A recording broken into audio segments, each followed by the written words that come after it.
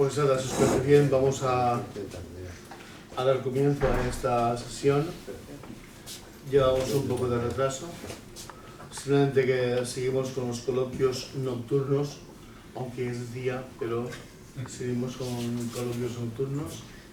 Y vamos a empezar pues hablando desde el apóstol a la iglesia, ese título tan entrañable que puso don Ricardo Lázaro, a la iglesia que está o que peregrina en los Santos Juanes, ¿no? Y sois vosotros. Daos cuenta que este es el penúltimo de los coloquios, más bien es un curso. Hemos tenido la suerte de tener un curso sobre San Pablo. Algunas personas desearían tenerlo, yo os lo digo muy en serio, y también de la mano de aquí de Ricardo, de don Ricardo Lázaro, que sin duda es ahora mismo para mí el mejor conocedor de Pablo que hay en la facultad, y no lo digo porque esté al delante, sino porque es cierto, no, es muy cierto. El horario es 8:15, como veis, o sea que es, sí, un poquitín de desajuste, pero es que todavía en la facultad han terminado las clases de la facultad, pero no las de la Academia de Lenguas, y yo tengo clase justo ahora, termino ahora, con los de la Academia de Lenguas.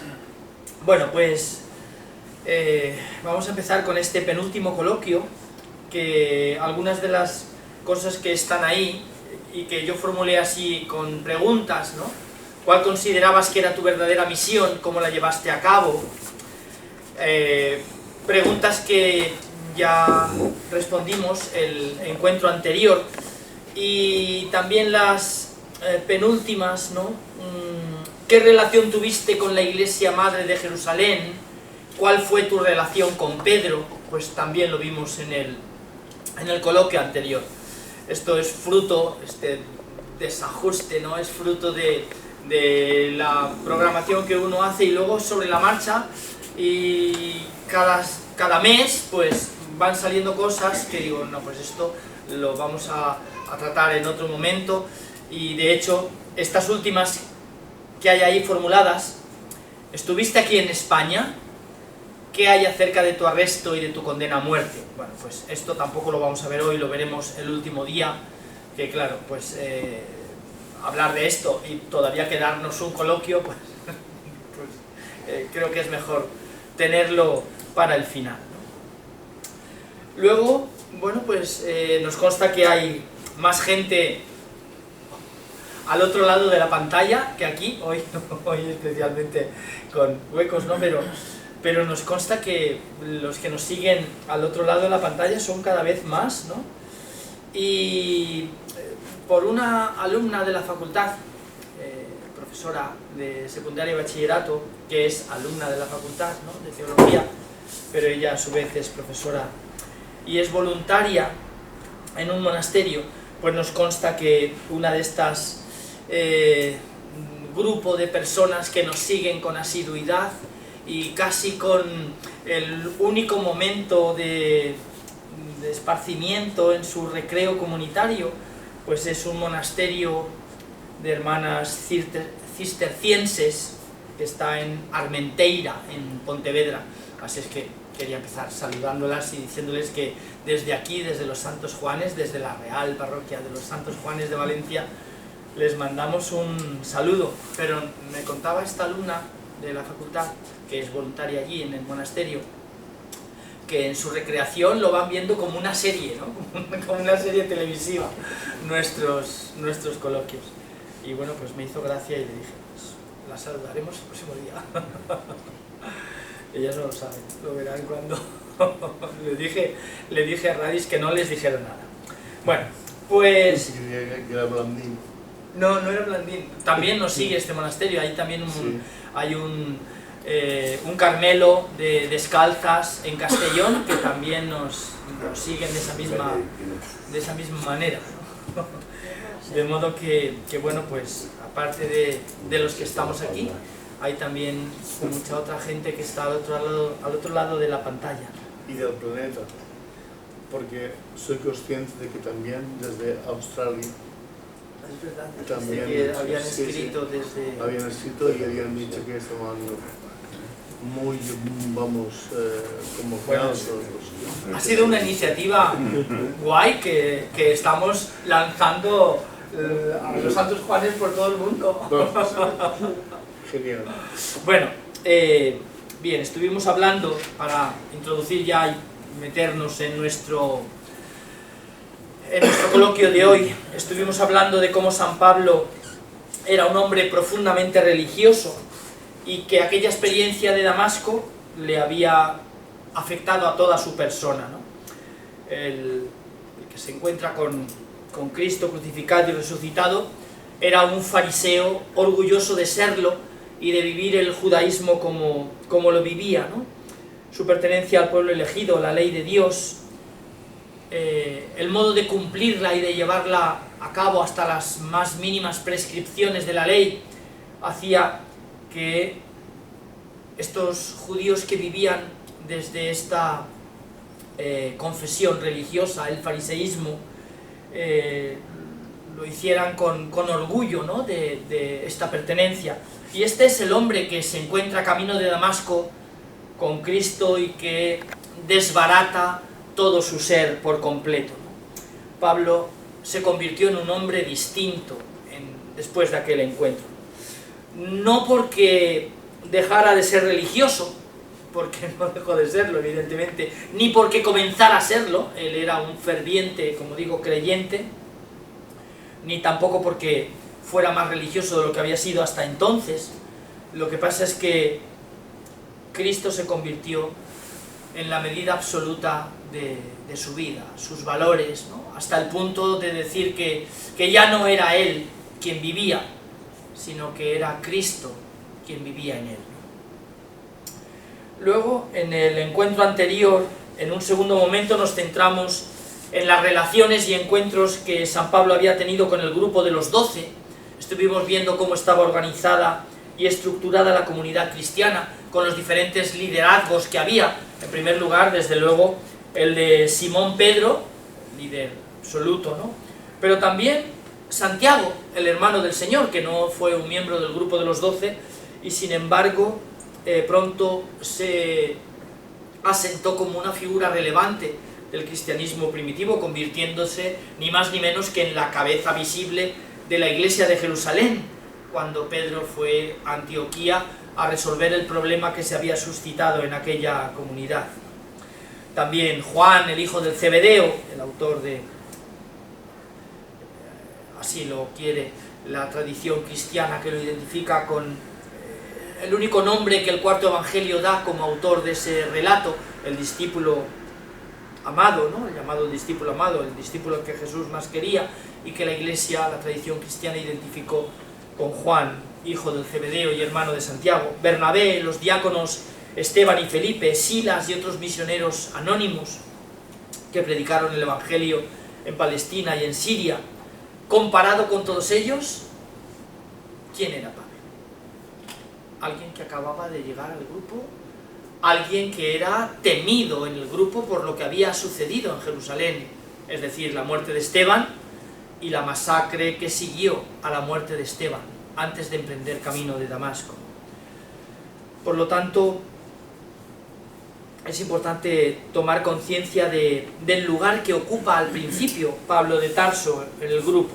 No había sido discípulo de Jesús, no pertenecía al grupo de los 12, era el último que había llegado y además en el pasado había, como él mismo confiesa, perseguido a los nazarenos, a los seguidores de Jesús. Sin embargo, de la lectura de sus cartas, y esto lo vimos también en el coloquio que dedicamos a ese tema, ¿no? De la lectura de sus cartas se desprende una conciencia apostólica singular, ¿no? Que no tiene nada que envidiar a ningún otro de los que ha sido seguidor de Jesús de forma cotidiana durante el año, los meses o los 3 años, dependiendo de las cronologías que sigamos, me refiero a escritos bíblicos, ¿no?, del Nuevo Testamento. Un año o algunos meses, San Marcos, San Mateo, San Lucas, 3 años, si seguimos la cronología de lo que San Juan dice que duró la vida pública de Jesús. Se denomina a sí mismo apóstol. Estuvimos viendo además el término apóstol en los textos del Nuevo Testamento y cómo significaba sin más enviado en la inmensa mayoría de los textos, excepto en uno, San Lucas. Pero claro, ¿quién es San Lucas? Pues San Lucas escribe 2 libros, el Evangelio, el tercer Evangelio, y los Hechos de los Apóstoles, la segunda parte del tercer Evangelio, que juntos son más de la mitad del Nuevo Testamento. Es decir, los 24 capítulos del Evangelio según San Lucas y los 28 capítulos de los Hechos de los Apóstoles son más de la mitad de los 27 escritos que componen, bueno, los otros 25, ¿vale? Porque el tercer Evangelio y los Hechos serían el 26 y el 27. De modo que San Lucas utilizaba ese término referido no como lo hace el resto de autores del Nuevo Testamento, sin más significa enviado a cumplir una misión, sino que San Lucas lo refiere única y exclusivamente a los 12, ¿no?, a los 12 apóstoles. Bueno, después vimos estos 3 encuentros que tuvo Pablo con Pedro, el primero, 3 años después de su conversión, una visita de cortesía, 3 años después de lo que le había sucedido camino de Damasco, ¿no? Quiero decir que se tomó su tiempo para ir a ver a Pedro, ¿no? El segundo encuentro, 14 años después de su conversión, con motivo del Concilio de Jerusalén, este encuentro que trató de dirimir, la teología lo conoce como el conflicto de Antioquía, ¿no? Y fue aquella cuestión que hizo que se enfrentara en cierto modo, al menos dialécticamente, la comunidad de Antioquía de Siria con la comunidad de Jerusalén. Por eso fue San Pedro a Antioquía a apaciguar los ánimos. Ese fue el segundo encuentro. Y el tercero tuvo lugar en Antioquía en una época posterior, precisamente en el marco de ese conflicto. Bueno, pues una vez visto esto, nos vamos a centrar ya en nuestro encuentro de hoy, que va a tratar una cuestión también muy importante. Por un lado, las comunidades paulinas. No va a ser el primer momento que hemos tratado de ellas, porque ya lo hicimos cuando vimos las cartas, y en cierto modo, al hablar de las cartas, hablamos también pues, de la comunidad de Corinto, de la comunidad de Roma, de la comunidad de Filipos, de la comunidad de Tesalónica, algunas de ellas desde luego más importantes, y sobre todo algunas de ellas creadas y fundadas por San Pablo. Otras, como por ejemplo Antioquía de Siria, que ya existían, o como por ejemplo la de Jerusalén, que ya existía mucho antes de que Pablo se uniera al grupo. De modo que trataremos hoy de las comunidades y sobre todo de qué es lo que cambió. ¿Qué es lo que cambió cuando San Pablo se une al grupo? Si cambió algo, o qué fue lo mucho que cambió cuando Pablo se unió al grupo, que de un modo asombroso se difundió el grupo, se llenó de nuevos miembros que decidían unirse a la Iglesia y se expandió de una manera increíble, y en poquísimo tiempo pues el grupo de seguidores de Jesús, lo que había empezado siendo una secta judía, hoy hablaremos también un poquito de esto, de cuando un movimiento es un movimiento sectario dentro de una religión, y así empezó siéndolo el grupo de los judíos nazarenos, siendo un grupo intrajudío de renovación, pero un grupo judío. Lo era Jesús, lo eran aquellos 12 que se le unieron, lo era su madre, María de Nazaret, ¿vale? Pero en un momento determinado, un grupo deja de ser una secta y se convierte en una religión, y en algo distinto. Esto también intentaremos verlo hoy de la mano de San Pablo. Es un proceso complejo en el que entran en juego muchas cosas, entran en juego sobre todo las creencias, es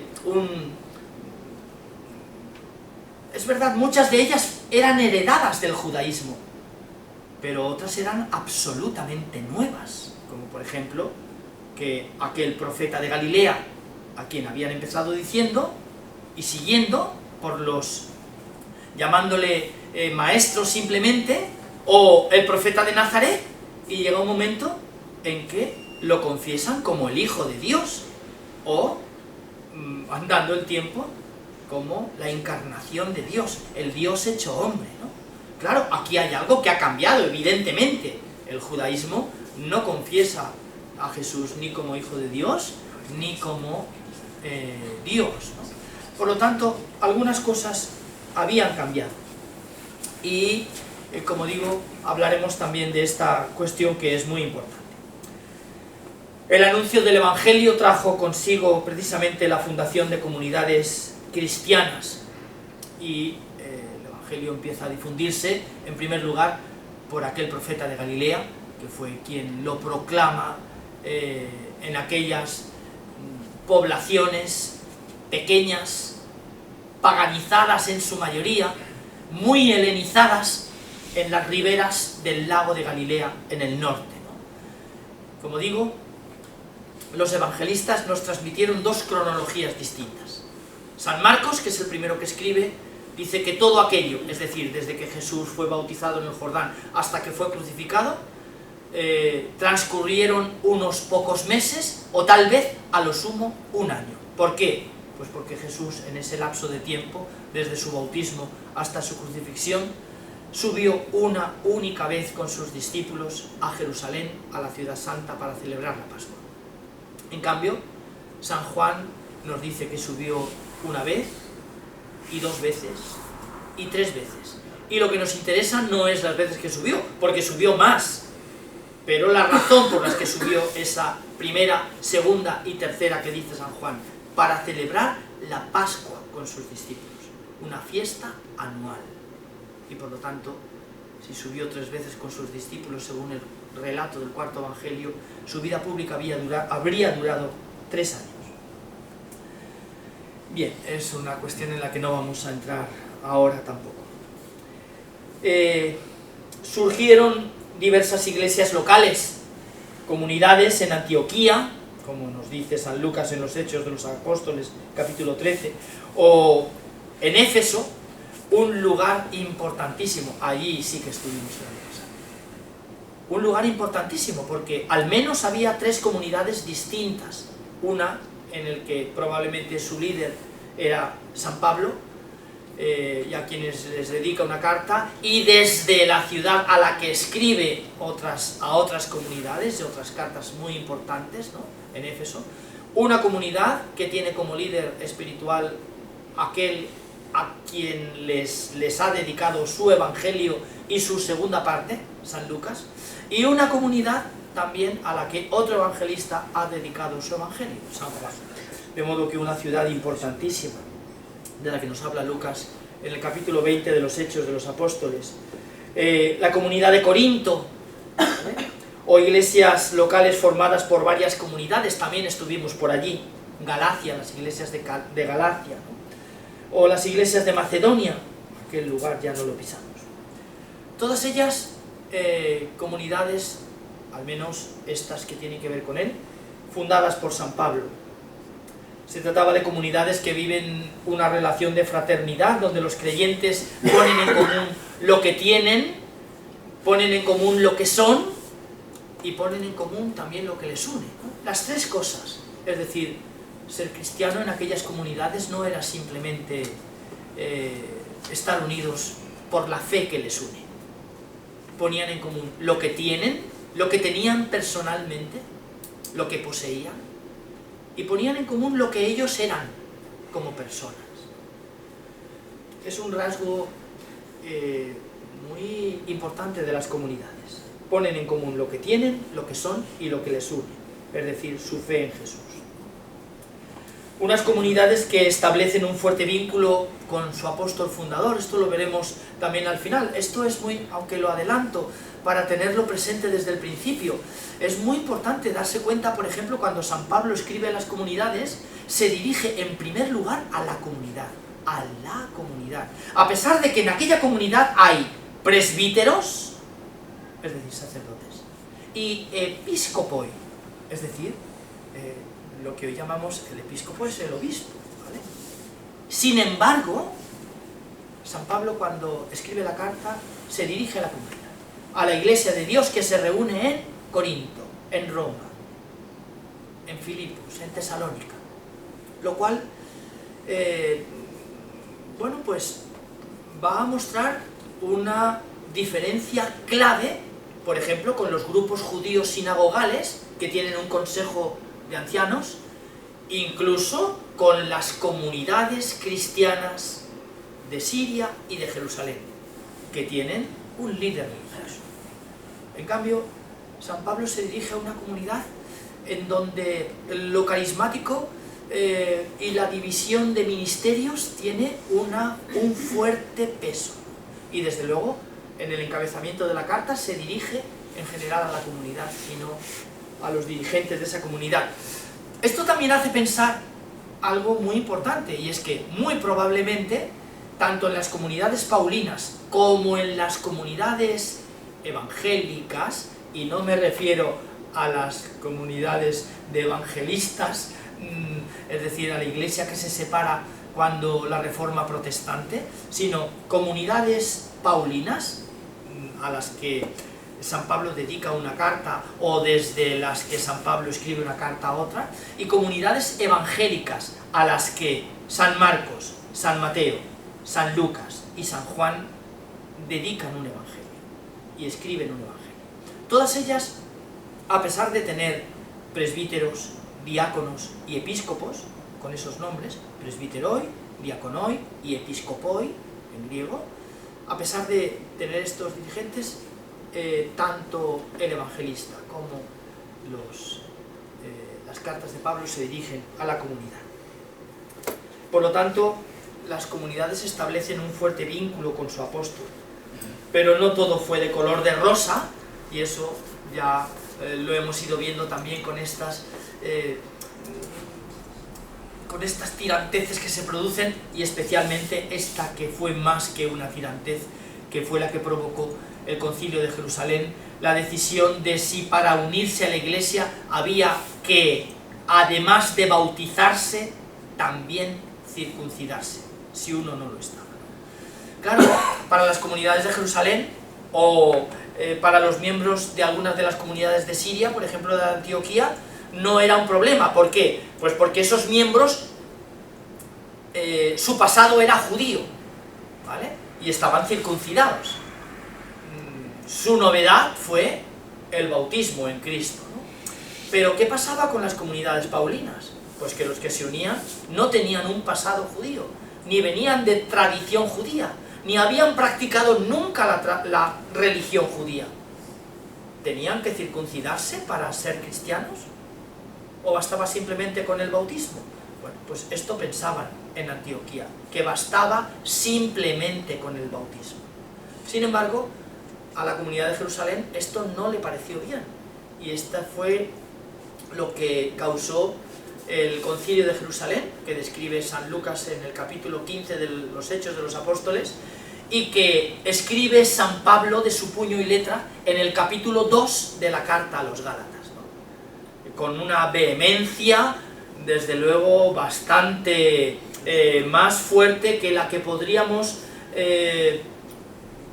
deducir del capítulo 15 de los Hechos de los Apóstoles. San Lucas, es verdad, siempre trata también de poner freno a estas disputas que se dieron, ¿no?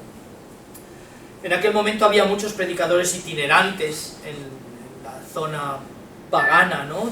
Tanto de Grecia como de Turquía, sin más pretensiones que propagar ideas filosóficas, doctrinas filosóficas, morales, religiosas también, algunos que eran pues adoradores de los cultos mistéricos, de Eleusis, y bueno, pues son también unos cultos importantes que el mundo griego tiene muy presentes y que son practicados por muchos de los que muy probablemente decidieron unirse también al cristianismo.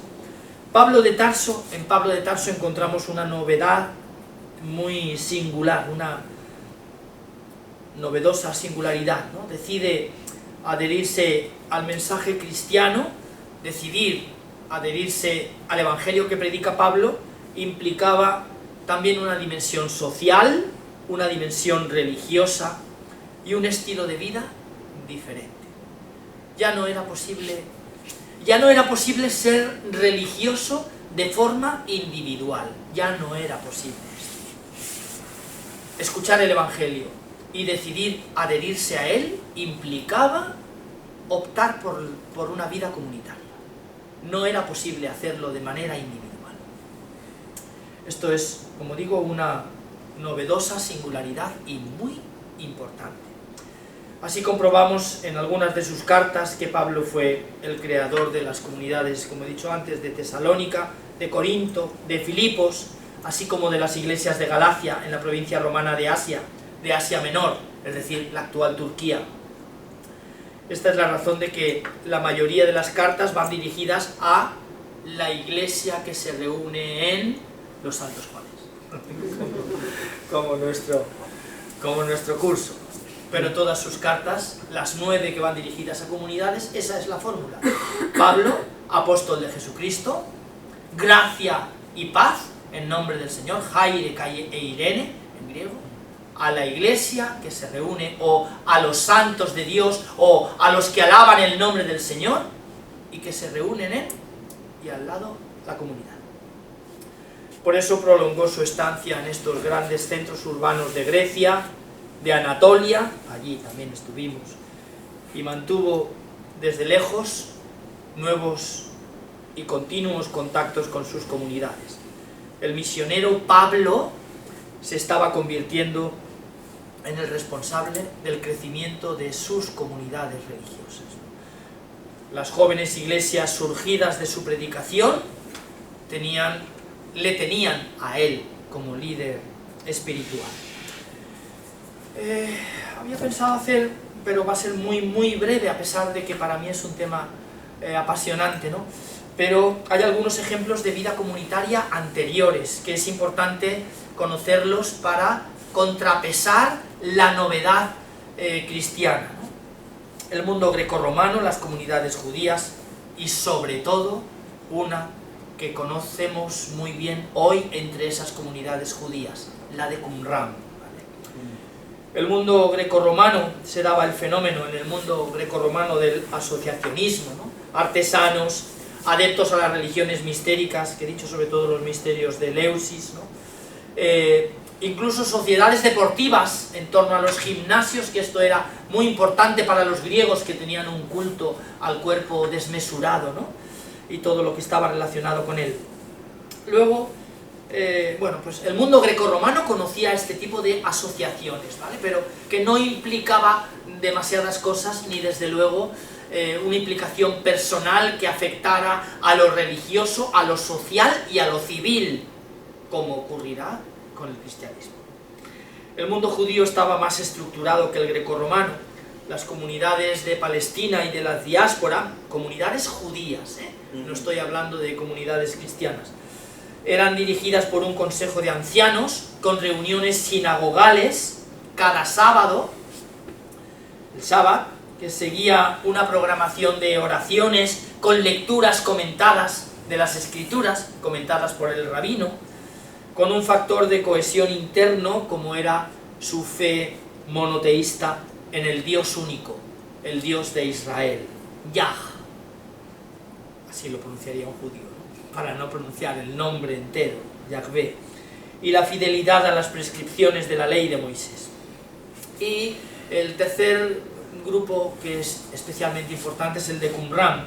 Hoy es muy conocido, como sabéis, por el descubrimiento de los manuscritos entre 1947 y 1951 del siglo XX, ¿vale? El descubrimiento arqueológico más importante del siglo XX, pero aquella comunidad había empezado muchos siglos antes, en el siglo II antes de Cristo, ¿no? Retirados al desierto, habían roto con el culto oficial del templo de Jerusalén, lo cual hacía de ellos un grupo judío, pero un grupo judío herético, por llamarlo de alguna manera, como lo habían sido antes que ellos, y lo seguían siendo durante aquellos momentos también los samaritanos, como lo serían después ellos, los esenios, desde el siglo II antes de Cristo hasta probablemente el siglo I después de Cristo, finales del siglo I después de Cristo, y como lo serían después también otro grupo de judíos, los judíos nazarenos, es decir, los seguidores de Jesús. También serían disidentes del culto del templo de Jerusalén y de la interpretación de la ley de Moisés oficial, por llamarlo de alguna manera.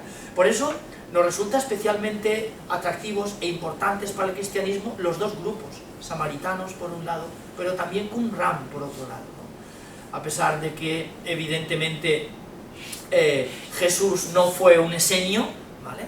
Su espiritualidad es lo más opuesto que podamos imaginar a los qumramitas, que se retiraron al desierto para no mezclarse con los pecadores que habitaban en las ciudades. Bueno, pues ya solamente este dato ya nos da todo lo que podamos imaginar. Jesús no solo no hace esto, sino que en las ciudades con quien se mezcló fue precisamente con estos grupos de gente que para los esenios era tabú acercarse a ellos. Tanto que en la ciudad no podían vivir. Había que retirarse al desierto para conservarse puros para la llegada del Mesías. Y allí se dedicaron a copiar las escrituras. Bueno, y este es otro tema, Juan, ¿no? Ya veréis cuando el año que viene vayamos a Tierra Santa, que es la tercera etapa, ¿no? La tercera etapa es Tierra Santa y Jordania. Cuando el año que viene vayamos a Tierra Santa y visitemos Qumran, allí ponen una película, ¿no?, en donde hablan precisamente de este tema que acaba de sacar don Gonzalo, ¿no? Y Juan el Bautista. ¿Fue Juan el Bautista un esenio? Bueno, su estilo de vida sería en cierto modo bastante semejante y bueno, pues hay algunas cosas, por ejemplo el hecho de que Juan predicara y practicara, y de hecho fue el mote con el que se le conoció, ¿no? Juan el Bautizador, Juan el Bautista, Juan el que bautizaba, ¿no? Y aquel grupo practicaba estos ritos bautismales que no serán los que practicará después el cristianismo, será otra cuestión totalmente distinta. Pero, aunque no podemos entrar en detalle, sin embargo hay algo que llama poderosísimamente la atención del grupo de Qumran, y es que hacen una promesa de obediencia a su líder espiritual, a quien llaman el maestro de justicia. Una promesa de obediencia. Hacen una promesa de no poseer nada, de no tener bienes personalmente. Solamente podían poseer comunitariamente, de modo que hacen una promesa de pobreza. Y hacen una promesa, era un grupo célibe, hace una promesa de castidad, ¿no? Estamos en el siglo II antes de Cristo. Siglo II antes de Cristo. Y un grupo monástico judío que está caracterizado también por una vida espiritual con estas especie de tres promesas: obediencia, pobreza, castidad. El monacato cristiano, el cenobítico, surgirá en el siglo IV después de Cristo. En el siglo III, ascetas que se retiran al desierto y un incipiente monacato, pero el monacato cenobítico, el comunitario, precisamente con estos votos ya de pobreza, castidad y obediencia. Bueno, este es otro de los grandes enigmas apasionantes en el que podríamos entrar y que no vamos a poder hacerlo, ¿no? Pero como digo, es un mundo para mí muy... bueno, iba a contar una anécdota arqueológica, pero lo haremos el año que viene allí, sobre el terreno, sobre el terreno, para dejar un poco de intriga de un esqueleto encontrado en aquel lugar. Bueno, sí, algunos ya habéis estado, pero siempre hay novedades. De hecho, vamos a trazar un itinerario totalmente nuevo para los que ya habéis estado. Así es que no va a caber eso. No, yo en Tierra Santa ya he estado. Bueno, seguro que no habéis estado donde vamos a ir. Y entre otras cosas vamos a ir a Cesarea Marítima, uno de los lugares magníficos en donde San Pablo estuvo prisionero. Estuvo prisionero y esperando la nave que le conduciría a Roma, donde sería juzgado por el Tribunal Imperial. Bueno, ya sabéis que los que habéis estado ahí vais a tener que volver. María, no puedes decir que no. Cristina, no sé si te has estado. Bueno, bien. Estas comunidades implicaban un nuevo estilo de vida, ¿no? Las comunidades paulinas tenían un componente nuevo, eran de origen pagano, es decir, sí que había miembros que tenían un pasado judío, pero no eran la mayoría. Incluso aquellos que lo tenían que verse con una comunidad compuesta mayoritariamente por gente que no estaba circuncidada, que no tenía un pasado judío. Y esto, claro, era un problema. ¿Por qué? Pues porque un judío, si yo fuera judío y don Gonzalo fuera alguien que se ha unido al grupo y no estuviera circuncidado, yo no podría estar como estoy ahora. No podría estar sentado en la misma mesa.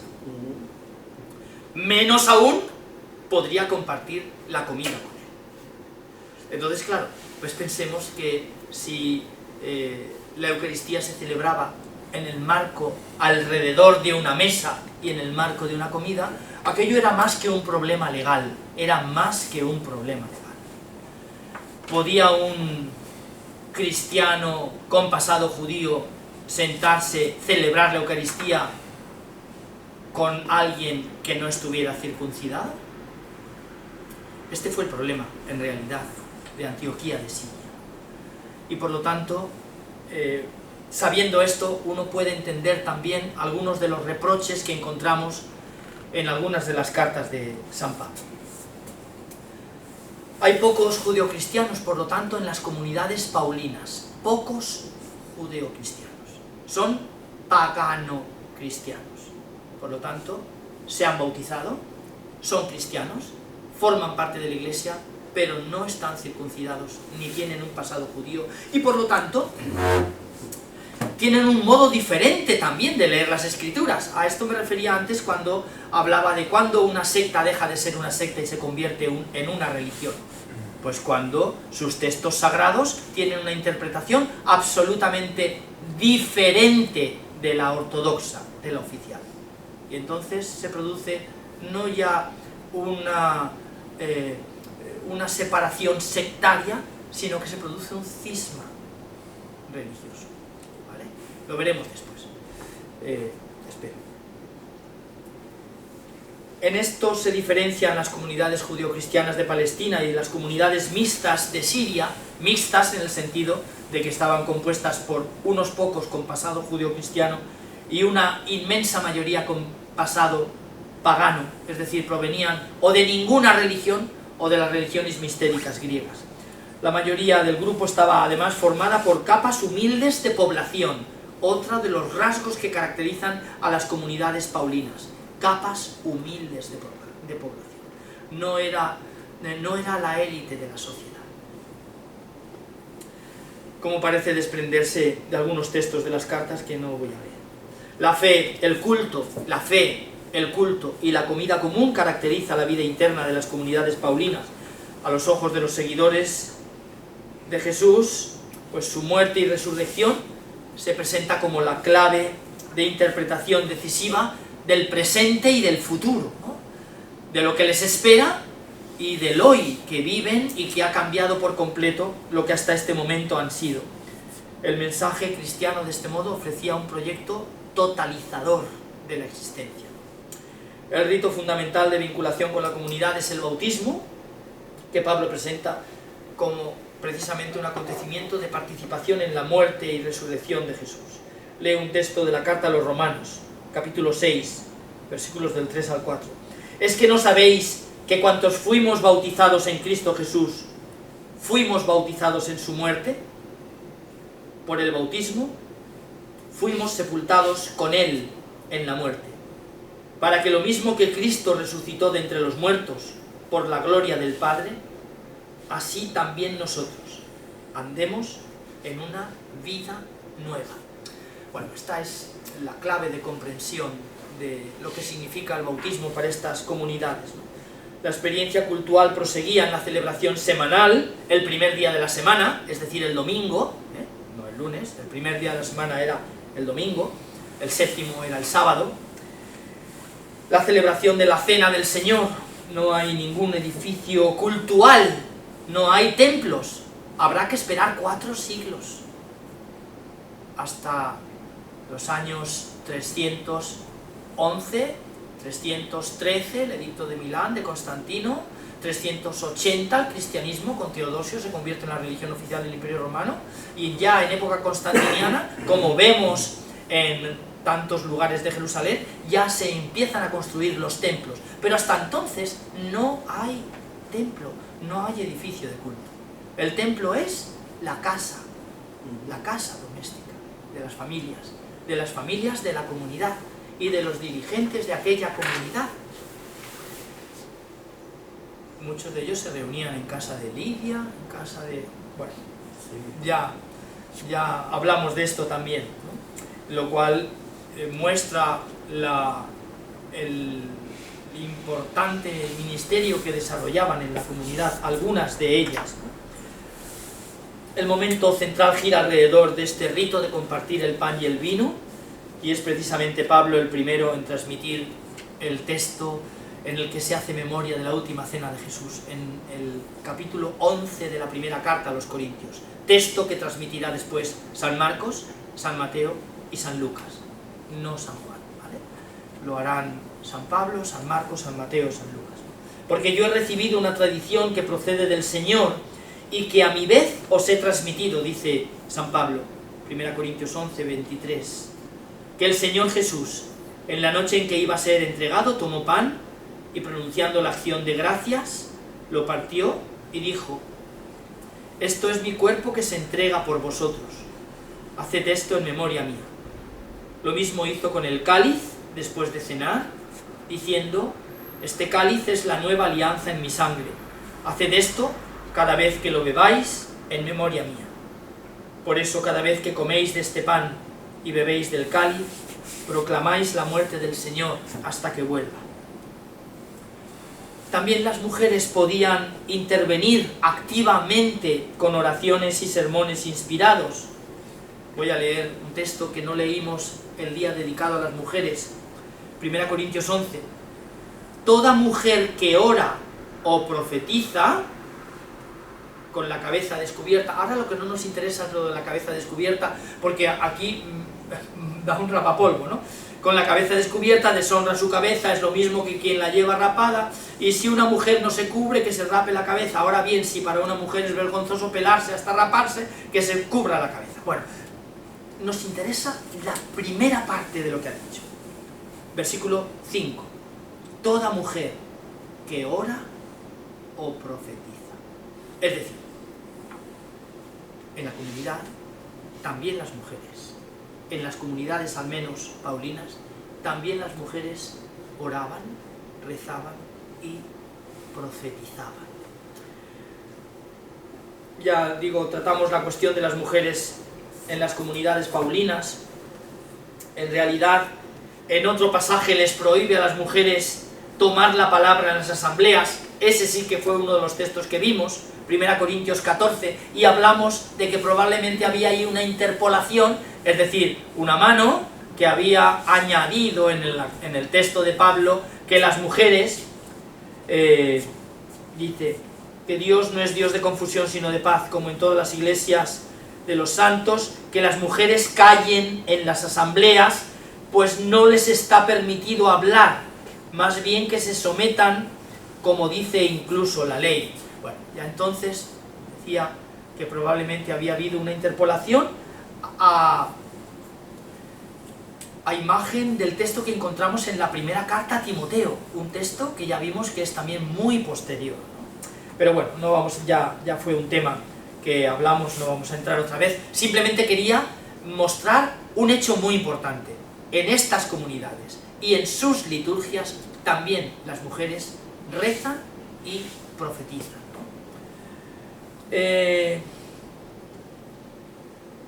A semejanza de las asambleas sinagogales judías, se leían las escrituras y se explicaban escrituras sagradas que los cristianos tenían en común con los judíos, y sin embargo su interpretación va a ser diferente, y no solo diferente, sino que las comunidades cristianas van a leer las escrituras sagradas del judaísmo como cumplidas en Jesús. Esta va a ser la gran diferencia, ¿no? Y esto va a ser el momento clave y definitivo con el que se va a llegar a la ruptura imposible ya con el judaísmo de compartir el templo de Jerusalén y de compartir el espacio de la sinagoga. ¿Por qué? Pues porque todos, la inmensa mayoría allí, están esperando que el Mesías tiene que llegar, y solamente el grupo de los de Jesús dicen, no, el Mesías ya ha llegado. No solamente el Mesías ya ha llegado, sino que el Mesías que ha llegado es el profeta de Galilea, a quien las autoridades religiosas de nuestro pueblo han entregado en manos de los romanos para que fuera crucificado. Este es el Mesías que tenía que venir. Pero además, ha resucitado de entre los muertos. Es decir, este cúmulo de verdades religiosas absolutamente imposibles de asumir por aquel judaísmo hizo lógica la única conclusión posible: la separación del grupo. En el epistolario paulino encontramos aclamaciones litúrgicas: Amén, Maranatha, ven Señor, Abba, fórmulas de bendición: a vosotros, gracia y paz de parte de Dios nuestro Padre y del Señor Jesucristo. 1 Corintios. O, por ejemplo, esta a lo mejor nos suena: la gracia del Señor Jesucristo, el amor de Dios y la comunión del Espíritu Santo estén con todos vosotros. 2 Corintios 13. Fórmulas de alabanza: a Dios nuestro Padre, la gloria eternamente, amén, a Él la gloria eterna, amén. La cena del Señor iba precedida de una comida en común que veía sentados a la misma mesa a hombres y mujeres, sentados en la misma mesa, a pobres y a ricos, a esclavos y a libres, a cultos y a incultos, a paganos no circuncidados y a judeo-cristianos circuncidados. Esto era algo absolutamente inconcebible, inaudito. La libertad con la que estas comunidades se expresaban y compartían sus vidas, personas imposibles de creer que fuera posible hacerlo. Bueno, podríamos entrar. Ha llegado a mis oídos de que vuestras reuniones ya no son como eran, porque unos llegan primero y comen y beben hasta hartarse y emborracharse, y luego llegan los que no tienen nada y no tenéis nada que compartir con ellos. ¿Queréis que os felicite por esto? Estoy parafraseando, pero es casi literal lo que dice San Pablo. 1 Corintios 11. ¿Queréis que os felicite por esto?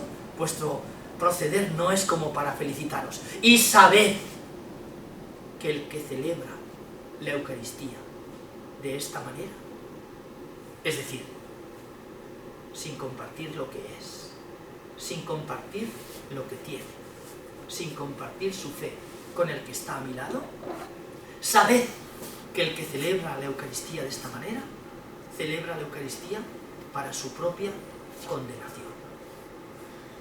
Bueno, este texto que yo creo que tendría que hacer que siempre las comunidades nos sigamos preguntando cómo celebramos la Eucaristía y si son expresión de verdad de la vida comunitaria y de nuestra espiritualidad y oración personal. ¿Cómo celebrar la cena del Señor y la comunión en Cristo si no se comparte la comida común de forma solidaria con los hermanos? De modo que, bueno, hay un hecho ese hecho que decía antes que llamaba poderosamente la atención en las comunidades, que hacía referencia a los miembros de las comunidades. ¿Qué es lo que cambió? Bueno, pues decía que los estudiosos de la religión muestran que hay movimientos sectarios que se producen debido al cisma dentro de un organismo religioso convencional con el deseo de una profundización más espiritual o diferente, ¿vale? Y se produce una desviación sectaria. Sin embargo, los movimientos cultuales no son simplemente nuevas organizaciones de una fe antigua, son nuevos credos. Nuevos credos, ¿vale? Por lo tanto, ¿qué es lo que pasa con este grupo? Pues que ha habido, en primer lugar, una religión, dicen los fenomenólogos de la religión, que se distingue por el mitos, por el rizos y por el ethos.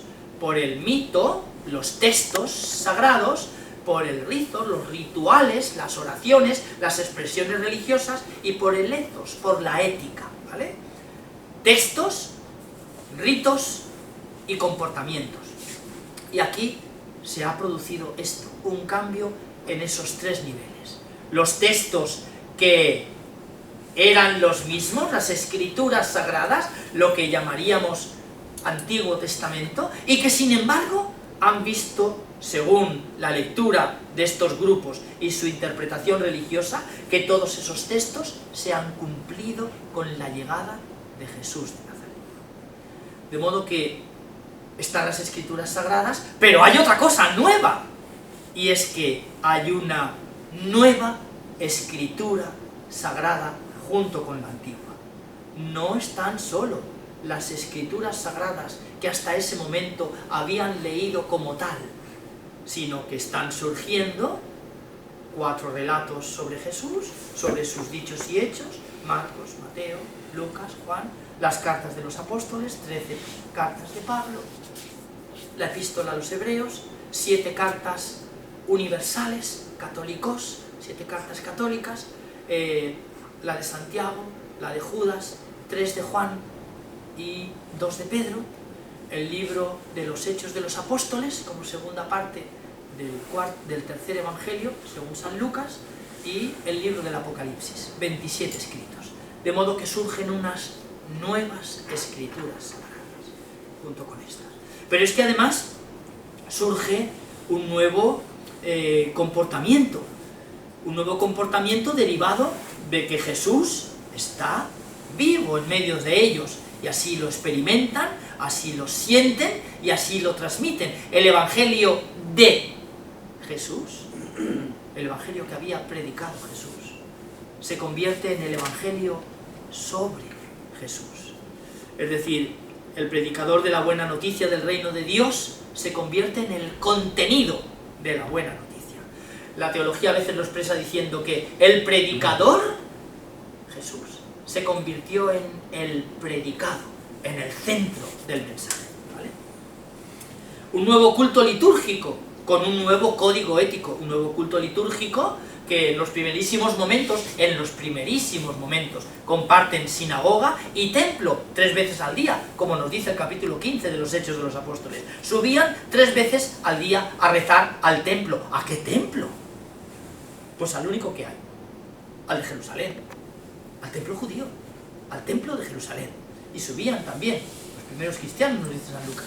Pero muy pronto empiezan estos 3 ámbitos litúrgicos nuevos que rompen la ya imposible comunión con el resto de grupos judíos por estos 3 aspectos: el bautismo como signo de pertenencia y adhesión al grupo, la cena del Señor en memoria de las palabras pronunciadas y de los hechos protagonizados por Jesús, y el Padre Nuestro, la oración aprendida de labios de Jesús y que distingue a este grupo, ¿no?, por completo. El bautismo tras un largo catecumenado, muertos y resucitados con Cristo y renacidos a esta nueva vida, como la cita que hemos leído del capítulo 6 de la carta a los romanos, la cena del Señor, su primer nombre, la fracción del pan, segundo, la Eucaristía, nombre con el que todavía hoy la llamamos, ¿no? Misa, hacer memoria del Señor, decíamos el día pasado, ¿no? Que va mucho más allá, que no es una operación intelectual, que es una operación sentimental, que hacer memoria es recordar, pero recordar no es poner aquí en el cerebro, sino en el corazón, en el cor, ¿vale? Recordar, de manera que es repetir, atreveos a repetir mi vida, ¿no? Haced esto en memoria mía, atrévete a repetir mi vida. Esto es lo que caracteriza a estas comunidades, ¿no? Hombres y mujeres que están absolutamente llenos de la vida de Jesús, que les ha cambiado por completo. Una cena que hace memoria de no solamente la última cena, sino de las comidas de Jesús con sus discípulos, de las comidas de Jesús con los pecadores, de las comidas del Señor resucitado con sus discípulos. Y esta es la llamada triple raíz bíblica de la Eucaristía, no únicamente la última cena. Por eso comenzamos precisamente haciendo memoria de que somos pecadores y haciendo memoria de el escándalo que provocó que Jesús se sentara a comer con ellos y con ellas. Memorial de su cuerpo entregado y de su sangre derramada para el perdón de los pecados.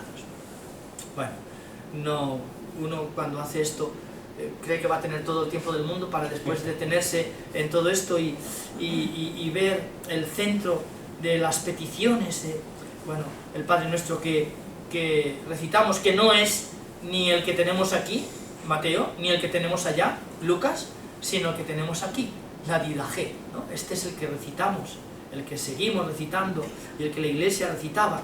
Y decía, fijaros lo que dice, tampoco oréis como los hipócritas, por el contrario, orad así, como mandó el Señor en su Evangelio. Padre nuestro que estás en los cielos, santificado sea tu nombre, venga tu reino, hágase tu voluntad en la tierra como en el cielo. Danos hoy nuestro pan de cada día y perdónanos nuestra ofensa, como nosotros perdonamos a los que nos ofenden. Y no nos dejes caer en la tentación, mas líbranos del maligno, porque tuyo es el poder y la gloria por los siglos. Si leemos estos dos, veréis que el que más se parece, desde luego, es el de la Didache que he citado, y además termina diciendo, así orad 3 veces al día, que es lo que seguimos haciendo en los laudes, en la misa y en las vísperas. Seguimos rezando el Padre Nuestro 3 veces al día. Un nuevo código ético, de manera que no ya solamente la nueva fe en Jesús, muerto y resucitado, unas nuevas escrituras, unos textos sagrados, de los textos sagrados se desprenden unas acciones litúrgicas, individuales unas, comunitarias otras, y un comportamiento ético diferente al que hasta ese momento habían tenido. En realidad se centra todo en ese código ético del Sermón de la Montaña, que tengo que pasar, pero lo vais a ver colgado, y bueno, con todas estas antítesis que nos encontramos ahí, en donde Jesús pasa revista precisamente en el Sermón de la Montaña a la ley judía. Habéis oído que se dijo a los antiguos, es decir, habéis oído que dijo Moisés, es decir, habéis oído que la Escritura dice, es decir, habéis oído que Dios dijo, no matarás. Pues yo os digo. Bueno, ya podéis imaginar cómo sonarían. Nosotros estamos acostumbrados a escuchar este pues yo os digo. Pero un judío que además tenía fresco el capítulo 34 del Deuteronomio, la muerte de Moisés, con aquel epitafio, no hubo jamás, ni hay, ni habrá nunca un profeta mayor que Moisés. Y aquel profeta que se arrogue el derecho, que se atreva a cambiar la más mínima yod de la ley, ese profeta será reo de muerte. Habéis oído que se dijo a los antiguos, no matarás. Habéis oído que Moisés dijo, pues yo os digo. Claro, Jesús no dice, ya podéis matar, ¿no? No está cambiando la ley. ¿Qué les dice? Aquel que llame imbécil a su hermano, ya ha cometido un homicidio. ¿Qué estaba haciendo Jesús? Estaba diciéndoles, atención, que hay muchos más modos sutiles de matar de los que vosotros pensáis. Matar no es simplemente clavarle, simplemente, un puñal a alguien, o degollarle, o ahogarle, o prenderle fuego, o ahorcarle, o crucificarle, o decapitarle, o hacerle devorar por las fiestas, o estrangularle. No, dice Jesús, tú puedes matar con tu boca. Aquel que llame imbécil a su hermano. Tú puedes matar con tus labios.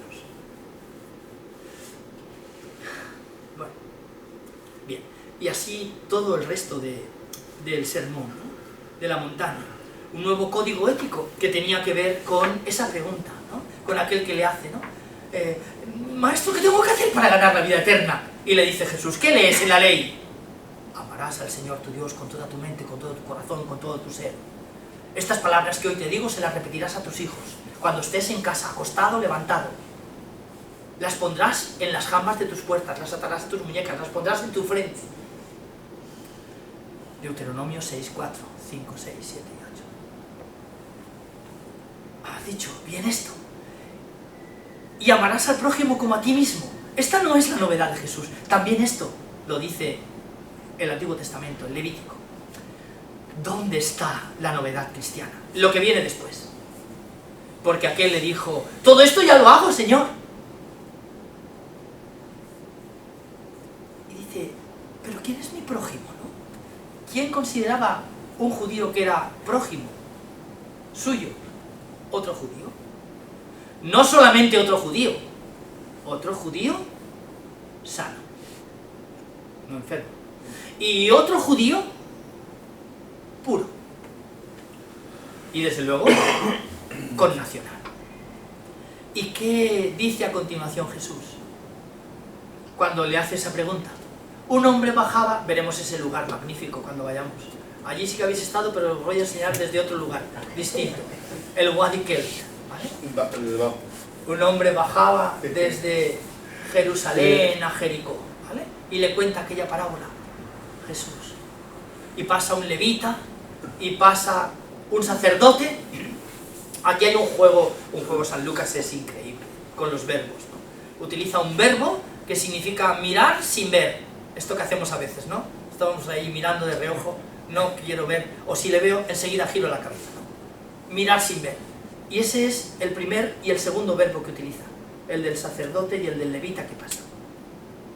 Que miraron y enseguida, de hecho dice el texto, y lo miró, y giró la cabeza, y dio un rodeo, y pasó de largo. Miró, giró la cabeza, dio un rodeo, y pasó de largo. Y luego el otro verbo, splanchniste, lo miró con una mirada que no podía sacar los ojos de lo que estaba viendo. Y las entrañas se le removieron, se le pegaron, como cuando decimos, se me ha hecho un nudo en la garganta, ¿no? Y se arrodilló, y le curó las heridas, y le echó vino y miel, y lo subió a su cabalgadura, y lo llevó a una posada, y se estuvo con él toda la noche. No lo dice, pero le dice el texto, al día siguiente, es decir, se estuvo con él toda la noche. Y le dio unas monedas al posadero. Y además le dijo, y cuando vuelva, si te has gastado algo de más, te lo pagaré. ¿Quién era un samaritano? Ya hemos dicho antes, era un disidente. Por lo tanto, un extranjero, un enemigo y un pecador. ¿Quién es mi prójimo? Y Jesús le dice, tu prójimo es un extranjero, un enemigo y un pecador. Esto es lo que cambió en el código ético de aquel grupo. Bueno, evidentemente con la práctica se continúa, limosna, oración, el ayuno. Bien, bueno, no vamos a entrar en más cuestiones, pero porque ya es la hora, ahora hace justo una hora que hemos empezado y vamos a terminar aquí. Esto es lo que cambia cuando Pablo se une al grupo. Cambian un montón de cuestiones que uno ya no concibe su religiosidad de manera aislada e individual. Tiene implicaciones públicas, civiles, sociales, políticas y desde luego religiosas. Pero las religiosas ha habido tal cantidad de novedades radicales, tal cantidad que hace ya imposible que el resto de grupos judíos siguiera compartiendo sinagoga y templo con el grupo de los judíos nazarenos. Y será precisamente en esos momentos, San Lucas nos dice en el capítulo 11 del libro de los Hechos de los Apóstoles, fue allí donde por primera vez, en Antioquía, allí también estuvimos, el grupo de los creyentes fue conocido con el nombre de cristianos, ¿vale? Bueno, pues nos queda nuestro último encuentro, que tendremos, si Dios quiere, en el mes de junio. Y ya sabéis que hemos titulado así nuestro paseo siciliano, lo hemos titulado también Coloquios Nocturnos con San Pablo, porque como veis están habiendo muchas cosas de las que tenemos que seguir hablando, y allí en la playita siciliana, con las aguas cristalinas y la arena negra. Es algo que le hemos insistido a Sergio. Pero aparte de eso, yo, bueno, perdona, pero yo siempre va por delante. Y en esos momentos es cuando es menos yo. Porque muchas veces en estos de los métodos de evangelización que se nos ofrecen a los sacerdotes, a los cristianos y a las comunidades cristianas en definitiva, siempre aparecen ese decir, bueno, ¿y cómo transmitir ahora mismo la fe? Y empiezan muchos a lucubrar, y es verdad, hay que hacerlo de otra manera, solidaridad, apertura, el paso atrás, ¿te acuerdas, Ricardo? Y yo pienso que cuando uno vuelve a los orígenes, cuánto bien, orígenes como raíces, ¿no? Origen en el término griego como arge, ¿vale? Cuánto bien, digamos, haríamos. Es decir, ver a Pablo, ver a San Pablo, con todas esas dificultades, y cómo el encuentro en Jesús cambia la vida. Y el método es muy fácil. Es tan fácil como rezar lo mismo, el bautismo que nos une. Hay algo más que nos une, que es la sangre y la carne, ser humanos, el bautismo. Rezar la oración del Padre Nuestro, celebrar el memorial del Señor, que es un sacrificio, por lo tanto celebrar el memorial del amor, y evidentemente practicar el amor. Un tono vital alto. Esto es lo que tenían las primeras comunidades cristianas. Una de las primeras cartas, la carta de Dioneto, que es, no se sabe quién la escribió, ¿vale? Y es del siglo III, dice, nos reunimos y los cristianos hacemos esto. Estamos en la vida como si no estuviésemos, pero lo que estaban haciendo era sencillamente intentar vivir el Evangelio. Y nos reunimos y rezamos juntos. Y esto es importante que lo tengamos presente. La primera oración que aprendemos de los labios, y no del catequista, sino de nuestros padres, es la oración del Padre Nuestro. Ahora ya no lo sé. Pero ¿quién no se acuerda de la oración del Padre Nuestro? ¿De quién lo habéis aprendido? ¿De quién lo hemos aprendido? Y de mi madre.